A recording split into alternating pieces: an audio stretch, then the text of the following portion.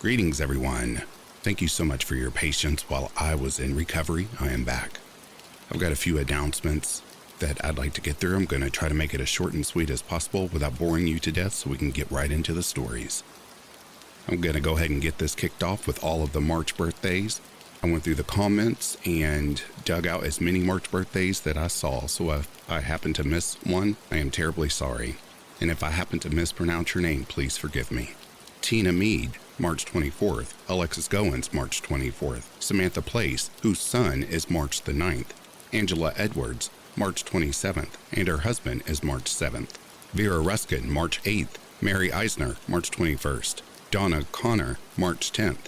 Kiyoshi Monia, March 20th, and Chloe, March 6th. Happy birthday to all the March babies. I hope it's one of your best birthdays yet. With that being said, I want to go ahead and come forth and let you all know that narration has been my dream for the past 3 years of my life, and this channel right now, this is my full-time job. I'd like to be extremely transparent with my audience, as I would like to stand out from all the other YouTube creators out there. So when you're on this channel and you're listening to the content that I'm bringing to you, just know this is my livelihood, this is my work, so I'm doing my best to bring you the stories that you like to hear. All stories aren't for everyone, certain ambient noises aren't for everyone, but this is what I bring to the channel.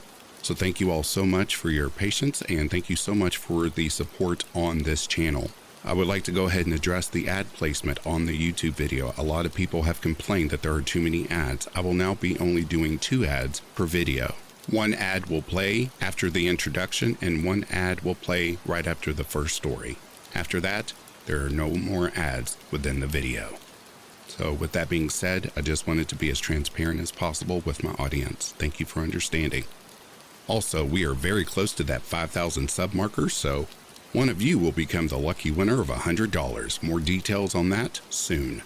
Now, let's get you that dose of vocal melatonin that you were sitting there patiently waiting for. It is time to return back to the ashes. For when we return to the ashes, we arise a happier, brighter, and stronger person in the morning. Sit back, relax, or tuck in and get warm, and enjoy these true, scary stories.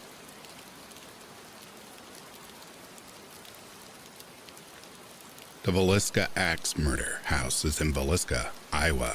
It is a well-known tourist attraction for ghost hunters and horror lovers alike. The site of a gruesome, unsolved 1912 murder, in which 6 children and 2 adults had their skulls completely crushed by the axe of an unknown perpetrator, was purchased in 1994, restored to its 1912 condition, and converted into a tourist destination. It costs $428 a night to stay at the old haunted house, where visitors always report strange paranormal experiences, such as visions of a man with an axe roaming the halls, or the faint screams of children.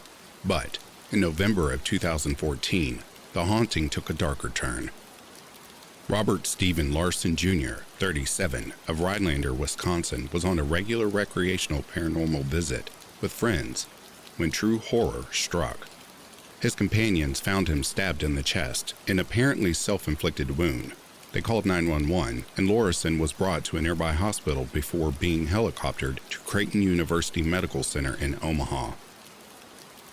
The Montgomery County Sheriff's Office said Lorison suffered the self-inflicted injury at about 12:45 a.m., which is around the same time the 1912 axe murders in the house began. Lorison recovered from his injuries, but has never spoken publicly about what occurred that day. For Martha Lynn, the owner of the home, the incident was very upsetting. It's publicity, but it's not exactly the kind of publicity you desire to have. I don't want people thinking that when they come to the Villisca Axe Murder House, something's going to happen that's going to make them do something like that. The house remains open for tourist visits and overnight stays to this day.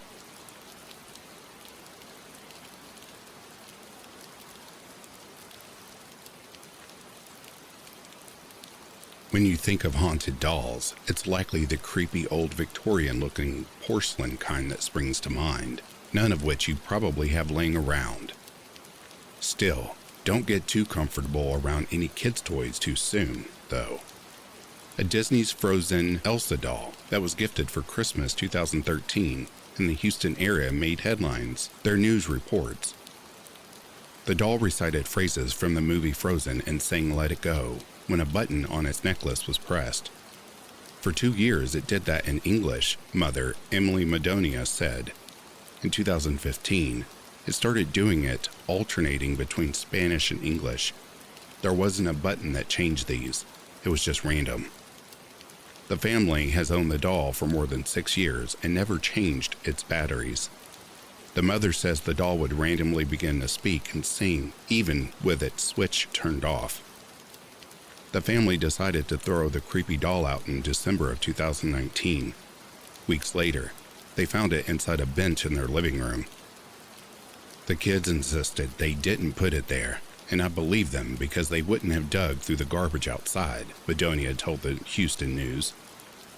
At that point, Elsa ceased to sing the English rendition of "Let It Go" altogether, speaking only Spanish when pressed. The family then double-bagged the bizarre doll and placed it at the bottom of their garbage, which was taken out on garbage day. They went on a trip shortly after, but when they returned, Elsa too had come back and was waiting in the backyard of their home. This time, the family mailed Elsa to a family member in Minnesota, who taped the doll to the front bumper of his truck. And as of today, it has not yet made it back to the Houston area.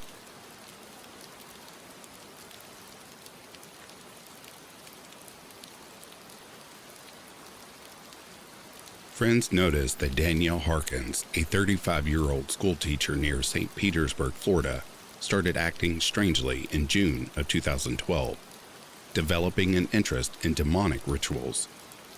Soon after, she was arrested for abuse of 7 of her former students. Danielle Harkins told the kids they needed to rid their bodies of demons as the group gathered before dusk Saturday around a small fire near the St. Petersburg Pier. She told them they should cut their skin to let the evil spirits out. Then, they needed to burn the wounds to ensure that those spirits would not return. When Harkins held a lighter to one teen's hand, wind blew the flame out. That prompted her to douse his hand in perfume before setting it on fire. The boy suffered second-degree burns. Another teen was cut on the neck with a broken bottle. Harkins used the flame to heat a small key, which she then used to cauterize the wound. The police were notified because a friend of one of the students who participated in the ritual raised alarms. However, none of the students themselves told their parents about the event or would comment following the arrest of Harkins for aggravated battery and child abuse. Investigators said they've spoken to Harkins, but she didn't spell out what type of religion would require such drastic measures. She hasn't informed us exactly what she was trying to accomplish with this. She only said, "The dark one rises soon," the St. Petersburg Police Department reported.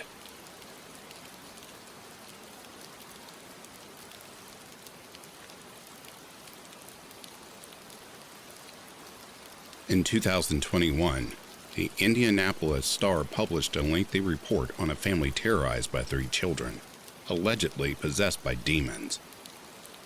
The account of LaToya Amons and her family tells disturbing stories of children climbing up the walls, getting thrown across rooms, and children threatening doctors in deep, unnatural voices. It would seem like something straight out of a movie, a work of fantasy, except all of these accounts were more or less corroborated with nearly 800 pages of official records obtained by the Indianapolis Star and recounted in more than a dozen interviews with police, DCS personnel, psychologists, family members, and a Catholic priest. One of the more chilling sections of the report includes a segment about the possessed 9-year-old. According to Washington's original DCS report, an account corroborated by Walker the nurse, the 9-year-old had a weird grin and walked backward up a wall to the ceiling. He then flipped over Campbell, landing on his feet. He never let go of his grandmother's hand. Another segment of the piece reads, The 12-year-old would later tell mental health professionals that she sometimes felt as if she were being choked and held down so she couldn't speak or move. She said she heard a voice say she'd never see her family again and wouldn't live another 20 minutes.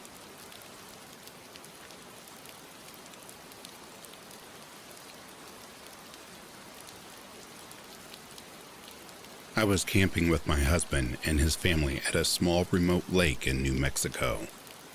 There were about 10 people in our group and another group of 6 people in the next campsite. It was nighttime and both groups were doing typical activities, making s'mores, having a few drinks, and telling stories, when we all heard what sounded like a little girl yelling out for help. Neither group had children with them, but we were all positive we were hearing a little girl and decided to search the area we heard the noises from together. There was a field behind our campsites, and we all saw a very tall, pure white figure standing about 100 feet away from us in the field, making the noises. We all agreed this thing looked maybe 6 feet tall, skinny, and white as can be. We made our way closer to investigate, but whatever it was that we saw started backing off as we got closer, and it disappeared into the trees. All night, we continued to hear a little girl calling for help as we tried to sleep.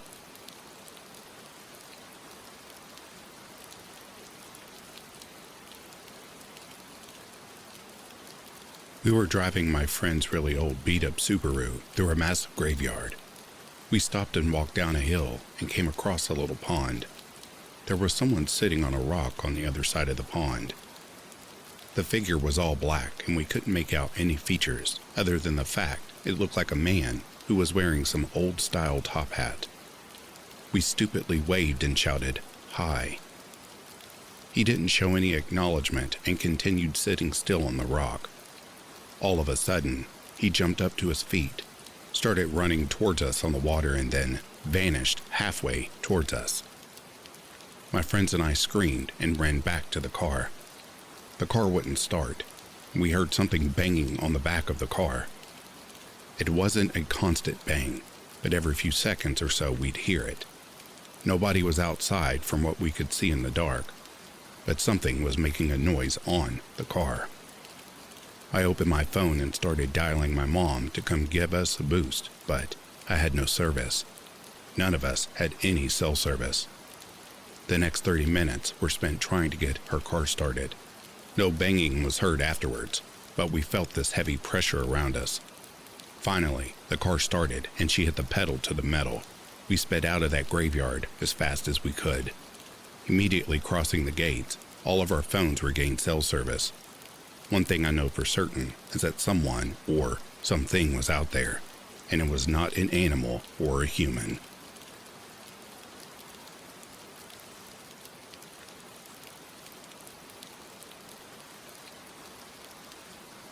When I was 37, I went to my high school reunion. I flew into the nearest airport and rented a car. The distance was about 35 miles through a very rural and almost abandoned part of the country. About 3 miles outside of town, I see someone on the side of the road, flagging me down. It turned out that it was one of the guys I had attended school with. Jim, not his name, gets in the car and we start talking. I had not seen him in 20 years, but he still looked the same, maybe a little older. We get to town and I ask him if he wants to come to the VFW and have a drink. He says, "No, just take me home." Jim's parents had lived only a few blocks from my grandmother's house, and I turned in that direction, but he said to take him to the outskirts of town. There was a mobile home park out there, and I figured that is where he lived. When we reached the end of the turnoff, he said, "Just drop me here. It was good to see you again." And he walks off into the night. I go to the VFW, met some of my old classmates. We start to talk. As we are talking about who was coming to the reunion, I mentioned that I had just picked up Jim 3 miles east of town and had dropped him off. Everyone gets really quiet. Even the guy singing karaoke stops and lays down the mic. My cousin goes white as a new t-shirt. "Barb, Jim died on that curve 8 years ago. He rolled his car. We all went to his funeral, I was told. I started to feel really dizzy, and I went out to the car to take some deep breaths. There on the seat is the local newspaper, printed 8 years previous, containing Jim's obituary. I still have the paper.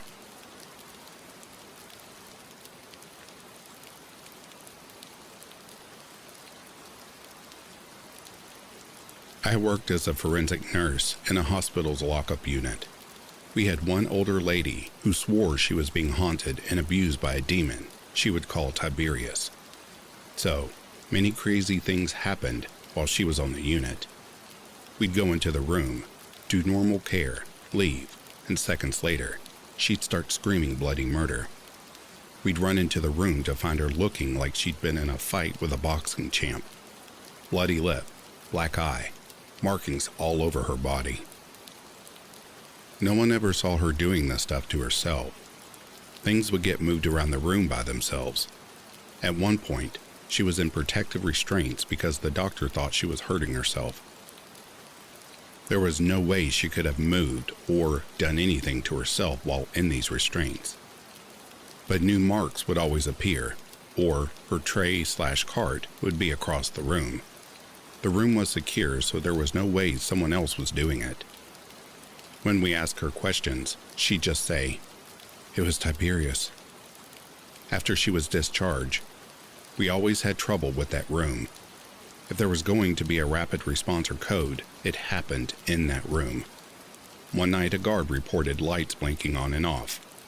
Ever since then, that room is now off limits to any future patients.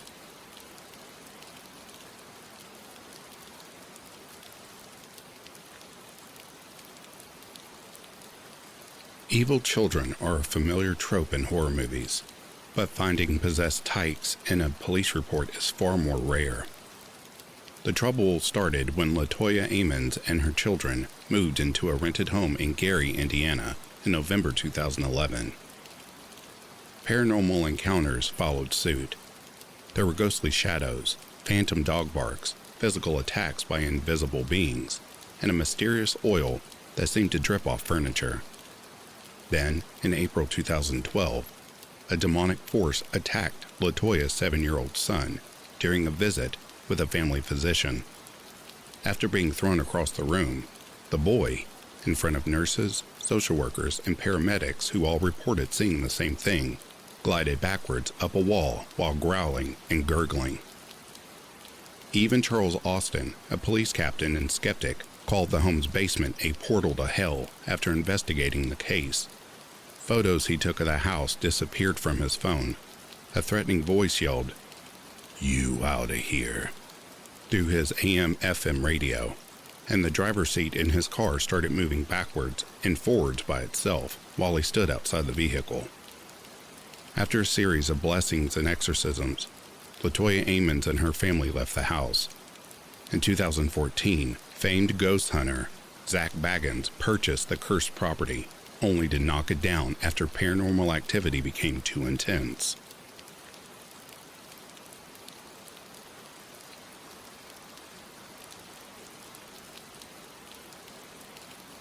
When diver Ben McDaniel descended into the water of Vortex Spring, a large dive park and underwater cave near Ponce de Leon, Florida, he knew it wasn't going to be an easy plunge.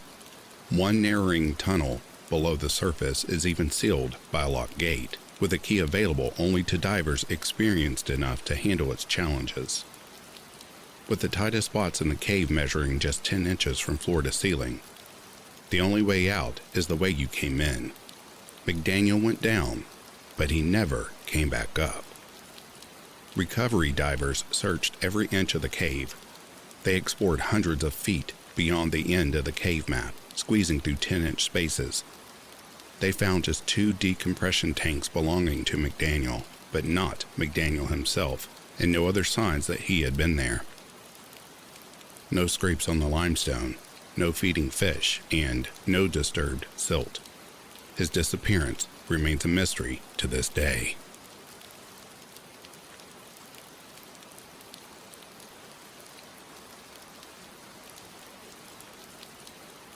We moved into a new-to-us house 6 months ago.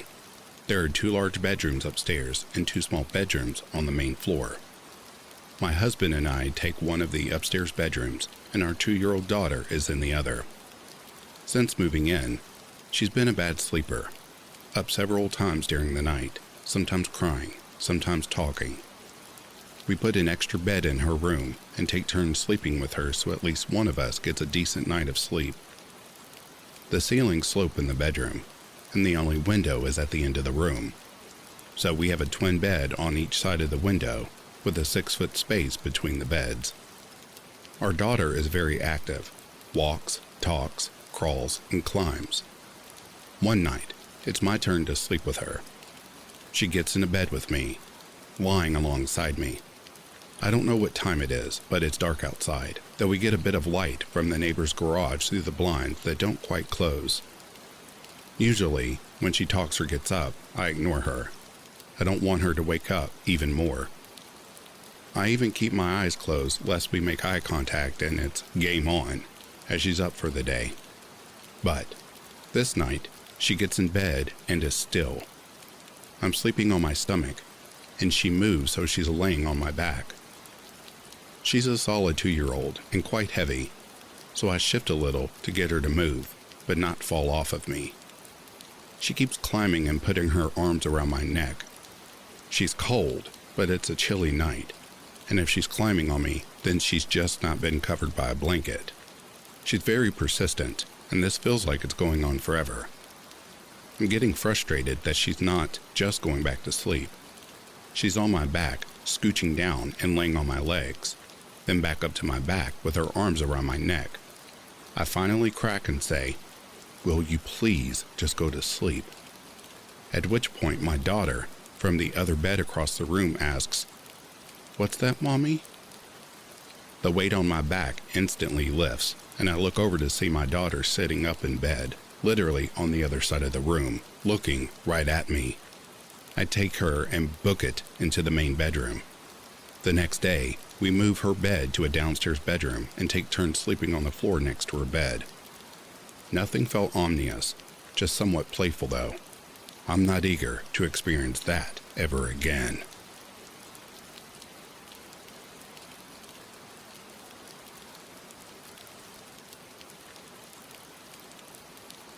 Every summer, my wife's family spends 2 weeks at a lakeside cabin that they share with other members of the extended family. The cabin was built by my wife's grandfather and sits at the end of a dead-end road. Beyond the street's end is a dense wooded area. I've only ventured back there one time, where we found an old abandoned cabin. The family cabin has just 2 bedrooms, the kitchen and a living room/dining room, make an L shape that wrap around the bedrooms, bordering 2 sides of the cabin. The living room/dining room has a screen door on each end, one leading to the lake at the front and the other to the driveway in the back. The exterior wall of the living room has windows end to end. As you can imagine, the 2 bedrooms get crowded quickly when adult children and their families are all staying there at the same time. I have sleep issues, including insomnia and sleep apnea. I stopped using the CPAP because having my mouth and nose covered gave me panic attacks. Probably the only sleep issue I've ever had is sleepwalking. One night, at the cabin, I was tossing and turning and decided to go sleep on the couch in the living room/dining room, so my restlessness and snoring wouldn't bother the other 3 people in the bedroom. It was already after dark, so I left the wall of windows uncovered. I scrolled through my phone until I felt tired enough to fall asleep. The next day, we were all enjoying the lake, and I took several photos with my phone. Later, I was going through my photos and noticed one I didn't recognize. I opened it and found a photo that appeared to have been taken in the dark with a flash. There was a mayfly illuminated by the flash. Then I saw it. Behind the mayfly was a glimpse of my car's driver's side mirror and part of the driver's door window. It had been taken at 1:42 a.m. the night before. My car was parked directly outside the wall of windows where I had been sleeping.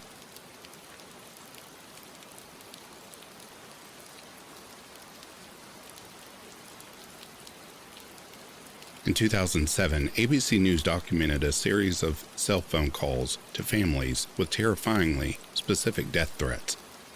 The unidentified callers knew exactly what families were doing and what they were wearing. The families say the calls come in at all hours of the night, threatening to kill their children, their pets, and grandparents.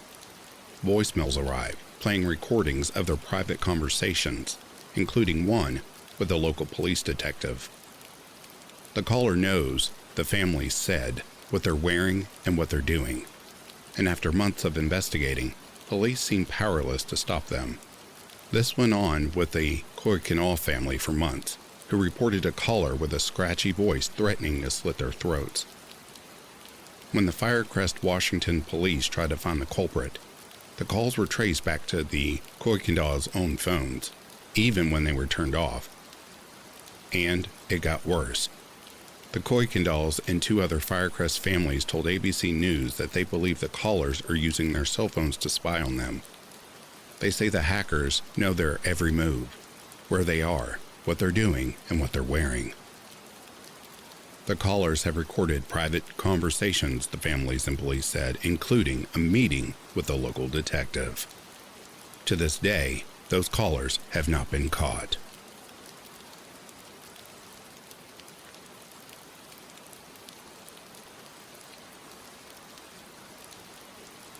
In 1974, 24-year-old Wako University student Issei Sagawa allegedly followed a German woman to her home in Tokyo, Japan, broke into her apartment while she was sleeping, and attempted to cut a piece of flesh off her body to consume. When she awoke, she reportedly fought him, and he was later captured by the police. According to a 2012 Vice documentary that covered Issei's bizarre story, he was mistakenly charged with attempted sexual assault, and his wealthy father paid the victim a settlement outside of court to have the charges dropped. 7 years later, in 1981, he allegedly committed a murder in France, shooting and eating a fellow university student, René Hartevelt. Issei creepily documented the entire experience with photographs, and he was captured by authorities once again, while attempting to dump the rest of her body into the Bois de Boulogne lake. He was deported back to Japan and committed to a mental institution. For reasons unknown, his psychologists in Japan declared that he was sane. Furthermore, a legal technicality involving the French government refusing to turn over the documents from his case meant that his murder charges were dropped completely. He checked himself out of the mental hospital and has reportedly been walking the streets as a free man ever since. Issei has even become a controversial celebrity, writing over 20 books. According to Japan Today, he was most recently fantasized about an unnamed TV actress saying, "I'll catch a glimpse of her thigh and think, that sure looks tasty. But I don't feel like I actually want to eat it, as I accomplished the act of cannibalism once. There's no meaning to maintaining the desire for it anymore. In my book, I wrote that it, human flesh, was tasty, but that was not really true. I'd much rather eat Kobe beef. But because I desired to consume human flesh for so long, I'd managed to convince myself that it would necessarily be delicious." Issei Sagawa was also referenced in the Rolling Stones song, "Too Much Blood," with the lyrics reading, "And when he ate her, he took her bones to the Bois de Boulogne." He is currently 73 years old and continues to live in Kawasaki City, Japan. To this day, no one knows why France did not allow Japan to give him a trial.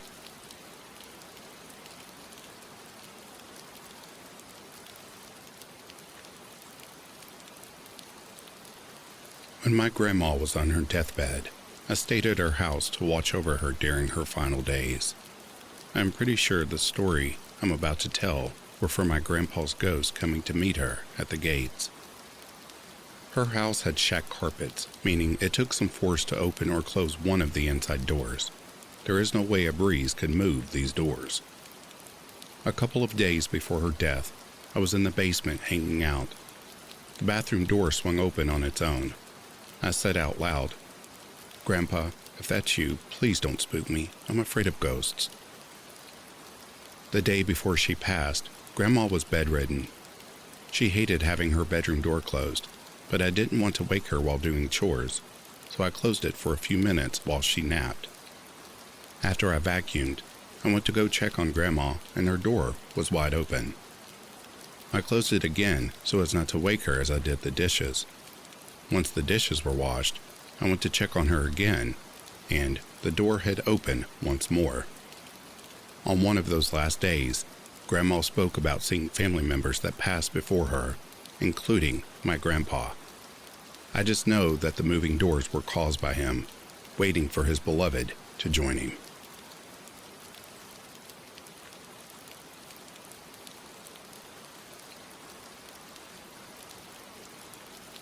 There are things that happen in everyday life that we are unable to explain. Images, sounds, and movements that frighten our psyche and question if what witnessed has actually happened or just part of our wild imagination. One of these events happened to me last month. I live in California in the San Francisco Bay Area. I like to take frequent hikes through the trails close by to my apartment. I've always had this fascination with nature. It's always been a personal hobby of mine.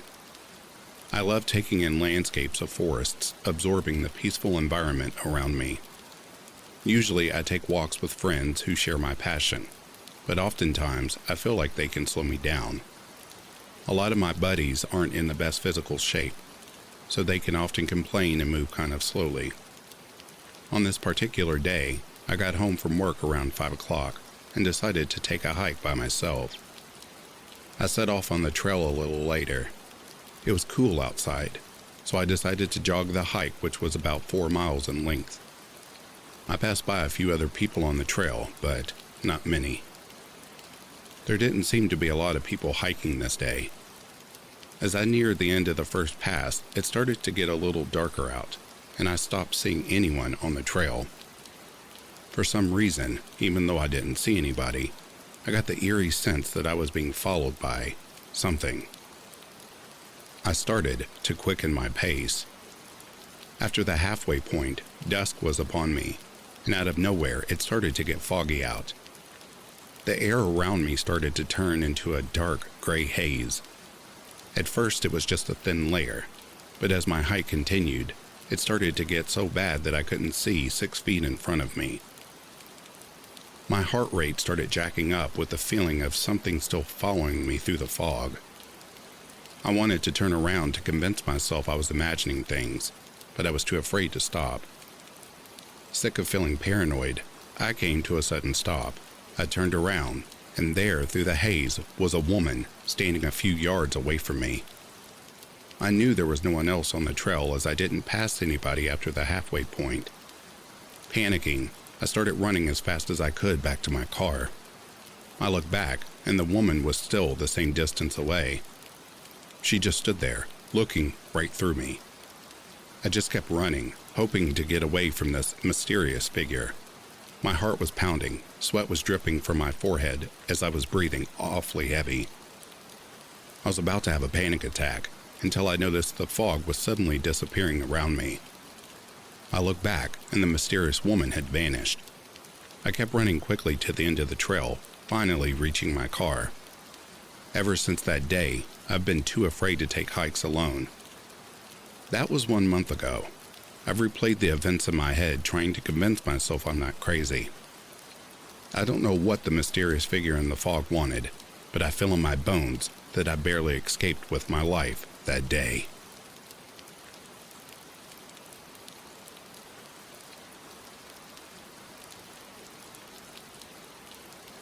I am your average go-to horror fan guy. I like watching YouTube videos about summoning spirits, ghost sightings, anything that would make a toddler cry for 20 years out of fear. Anyway, this happened about 6 years ago, in late 2017. I was scrolling through YouTube and found something called a Ouija Board, which you could experience and talk to spirits. I thought it wouldn't work, so I decided to try it with friends. I ordered one online and showed it to my friends. My dude, that would never work. I'm not a 12-year-old. I'll give it a shot though, ain't nothing gonna happen. Marcus, you're crazy, man, but I guess we can try it out. Of course, bro, seems cool, all of my friends had told me. So, when it arrived, I remembered you had to stay up until exactly 3 a.m. for it to work. So, we made coffee in between hours to stay awake. When it was 3:10, we set it up. We lit candles and shut off every light in the house. We put our hands on the planchette. I decided to go first. We circled the planchette around the board as I asked, "Is there anyone there?" We stopped, and it moved. The planchette went to yes. "Dude, what the F?" my friend Chase said. "I'll go next," my friend Jackson said. We moved the planchette around the board. "If you are there, give us a sign." We then heard footsteps upstairs. "Okay, what the hell was that?" my friend Lamar said.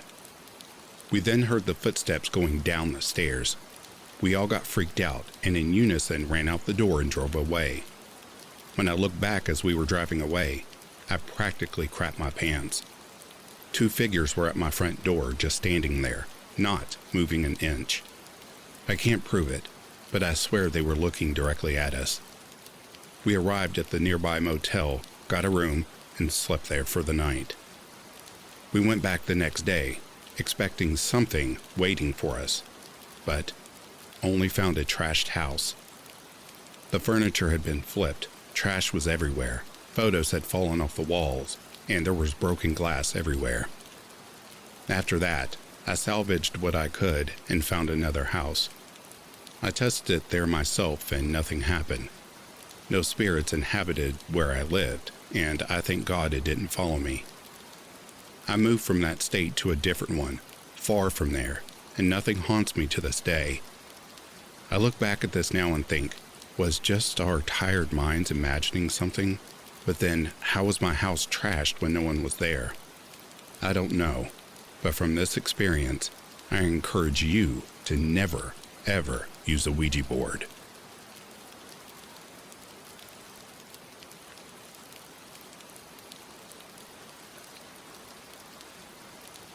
We've all heard that children and animals can see things that we can't. They're more sensitive to the paranormal or supernatural side of things. I didn't really believe this at first, until my own kids were born. They've all had their own experiences, but this one is about my youngest daughter. I will call her Bella.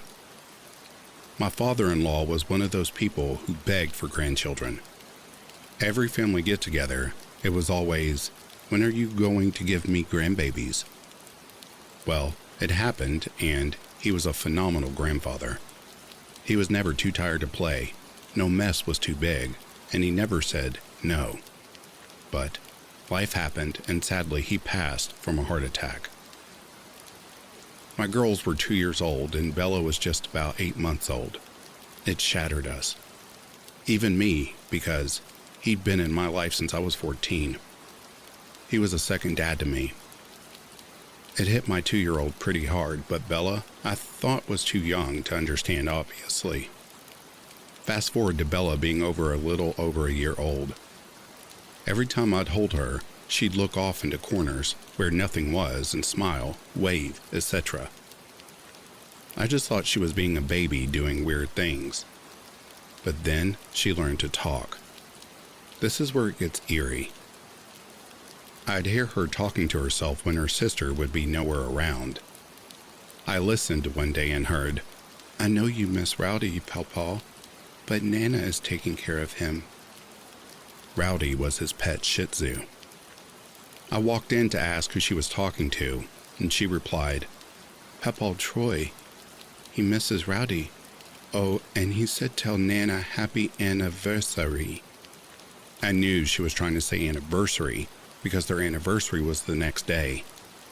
My mouth dropped. She didn't know that. She was too little. Over the years, Bella would talk about him working in the coal mines, the machines he worked on, his friends and their families. Things she was not told about. Then, another big incident where we were all freaked out. He wore a set of dog tags that he never took off. When my mother-in-law boxed up all of his stuff, she misplaced them. She was so distraught over it. She babysit my girls one day and called me crying. Bella found his tags. I was confused. She explained that she was walking my girls around outside, and her wedding rings on her finger started to feel like it was burning or tingling. She ignored this, but Bella said, Papa is trying to tell you his tags fell into the vent in your bedroom. She went inside to look, and lo and behold, there they were. Bella is 6 now and barely remembers these things, but I think it's safe to say that she could see her dead grandfather.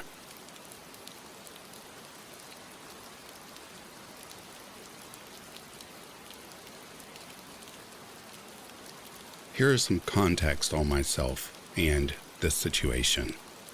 I'm a 33-year-old female, and this happened when I was about 16 years old back in 2006 or so.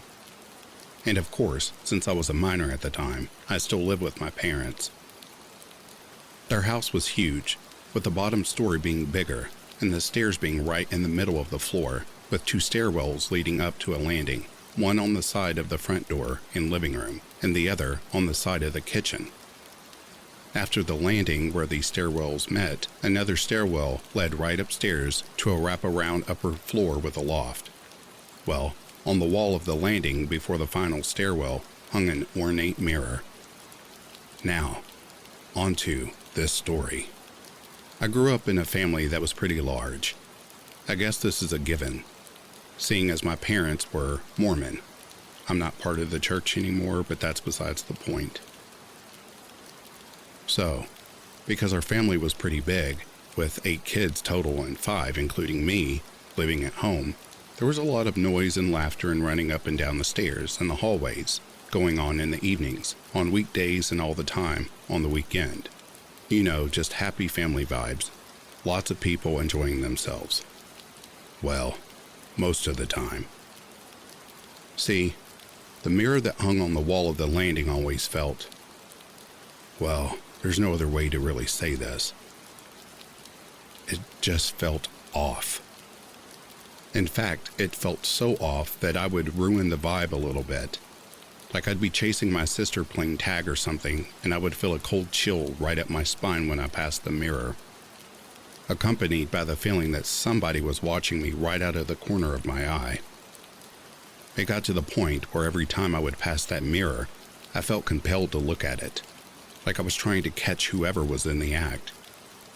I know logically this doesn't make any sense, but it didn't stop me from instinctively doing so.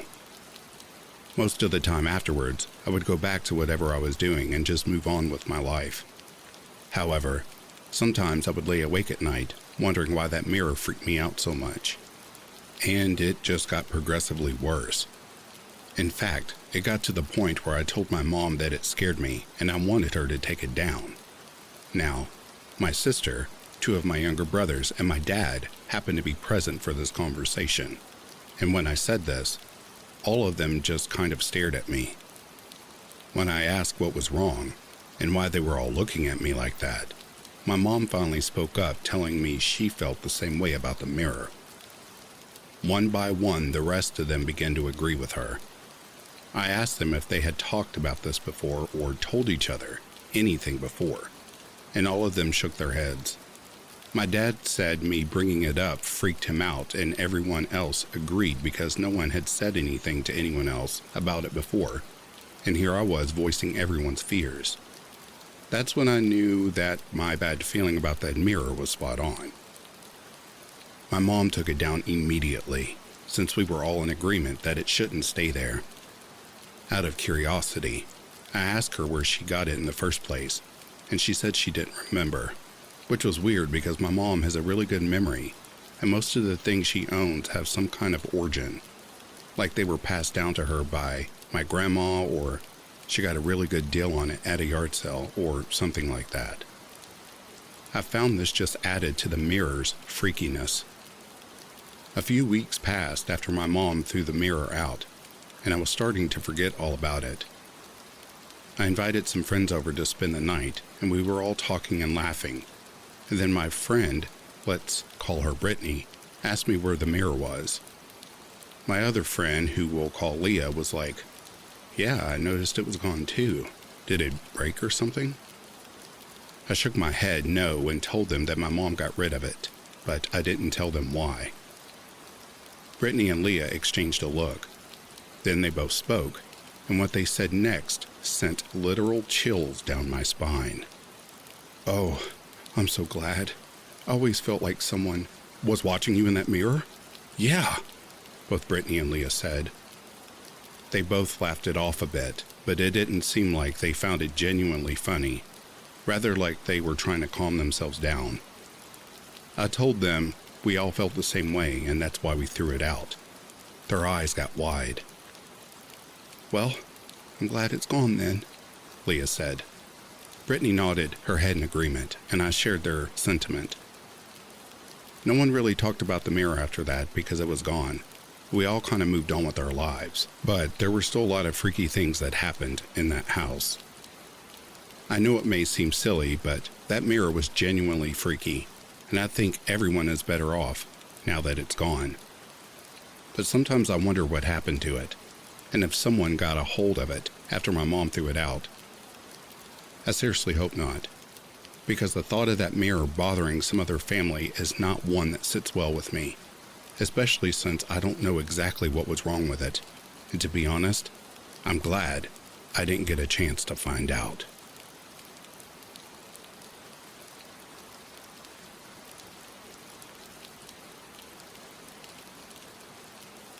This story happened to my mother a few weeks ago when she was at the store.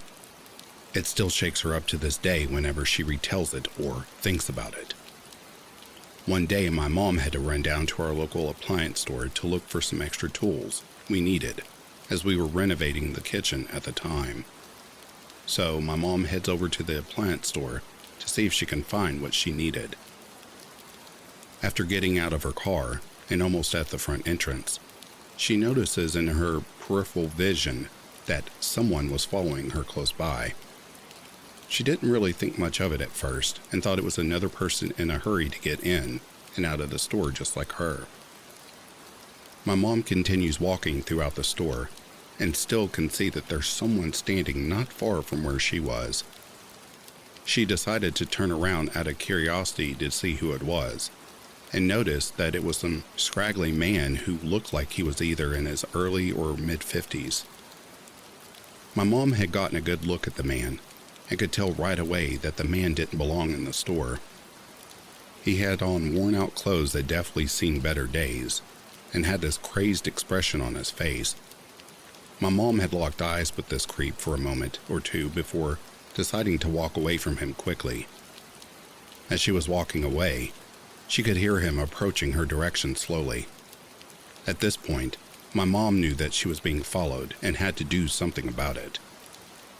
She proceeded to walk away at a normal pace, as not to alert the guy in any way.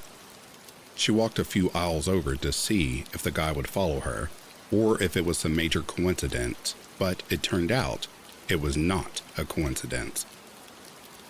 My mom did this a few more times, and whatever area of the store she went to, this guy followed her. She eventually went to find an employee and tell them about her situation. The man sees that she was talking to an employee and quickly walked away. The employee reassured my mom that they would have someone talk to him, and she need not to worry. My mom felt relieved after this, knowing that the employee would alert other employees of this creep in the store. For the rest of the time that she was there, my mom couldn't see the guy anymore, anywhere in the store. After she finished buying the supplies that she needed, she left the store and headed straight to her car. My mom wasn't even out of the store for more than 10 seconds, and she immediately had a bad feeling. She looks to her right, and lo and behold, it's the same effing creep from before. My mom knew that she had to get away from this man, and fast. So she started to speed walk towards her car. The man then started to follow her close by. My mom had at least another 200 yards to go until she was at the car. She also had a frightening realization on her way to her car. Whenever my mom had sped up, he would speed up too. Whenever she would slow down or stopped, he would slow down or stop as well. This guy was trying his best to match my mom's footsteps so she couldn't hear him sneaking up on her. It was at this time my mom began to pray that this guy would lose interest or that she can escape from him somehow. My mom could see that she was less than 50 yards away from the car and began contemplating whether to sprint to her car or start screaming for help. My mom was almost to her car and could literally feel the guy breathing down her neck. What happened next was what my mom could only describe as a divine intervention. As my mom was preparing to fend off herself if the man tried grabbing her, a truck had pulled up in the parking lot and was heading towards them. My mom, without hesitation, waved her hands to get the driver's attention. This had completely caught the man following her off guard. The driver of the truck had slowed down and my mom began walking towards him. My mom turned around for a split second and saw that man quickly walking away. The driver lowered his window and asked her if she was all right. He also told my mom as he was driving towards her, he saw the sketchy-looking man stalking her from about 10 feet away. He also explained on how my mom was smart and that she did the right thing for waving him down. The guy had also told my mom how lucky she was that he was there. He explained how there was a woman who had been abducted over a month ago in the area and has yet to be found. My mom thanked him and had him watch her get into her car and leave safely. This may not seem much of a scary story to others, but I like to see how these people would feel and react if they were in my mom's place. My mom has since then told me that she's never shopping there again unless my dad is with her. The moral of this story is always pay attention to your surroundings, because you never know who's around you, and it may one day very well just save your life.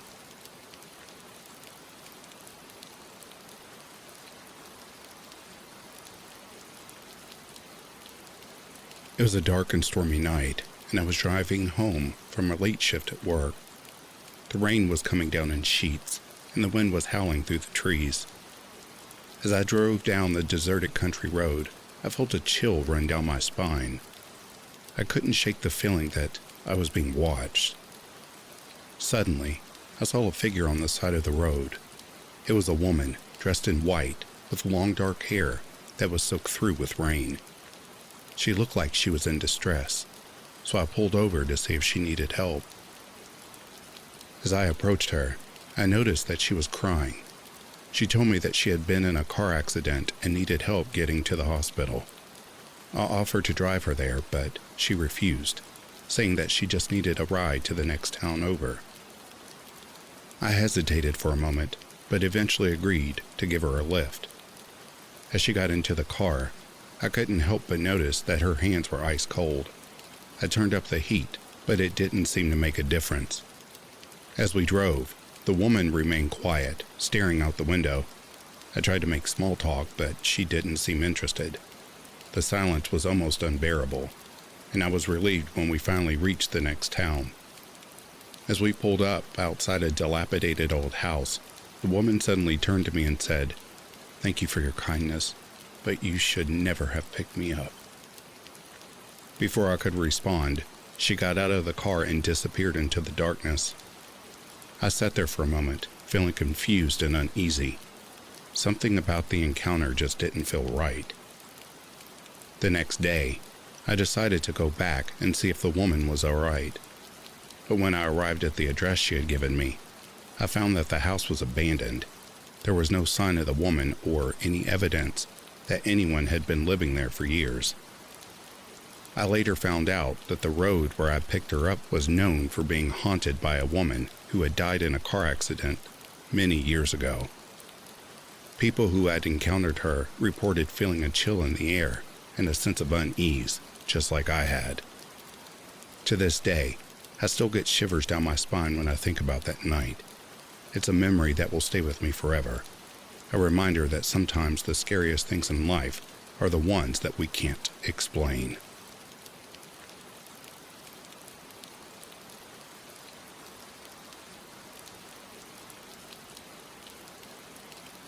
And that, dear listeners, is the end of these true scary stories. Thank you so much for your patience and understanding of me being away for a while. If you have drifted off, I hope Slumberland is treating you kindly. And if you're awake listening to these stories, I hope that you have enjoyed. Until next time, I'll read to you soon.